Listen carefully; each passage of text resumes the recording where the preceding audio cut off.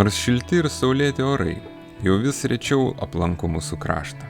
Tačiau užsienio turistai, atplaukiantis čia kruiziniais laivais, vis dar dažnas reiškinys, vienintelėme Lietuvos uostamiestyje. Akivaizdu, pamatyti Klaipėdoje yra ką, ir kai oras nelepina.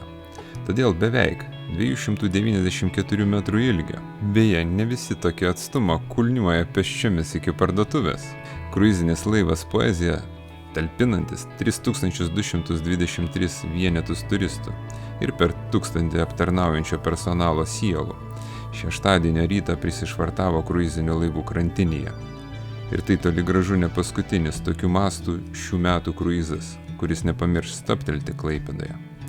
O šiame video mes siūlome pasigrožėti ne tik miestelio ant vandens apmatais, bet ir stebėti, kaip beveik 93 tūkstančius tonų sveriantis jūrų galiūnas atsišvartuoja nuo krantinės ir palieka Klaipėdos uostą. Bet jis kaip ir senų filmukų vaikams herojus, žadėjo sugrįžti. Klaipėdoje turistai laukiami, o mes kaip visada laukiame jūsų patiktukų, komentarų ir nepamirškite dalintis video su draugais.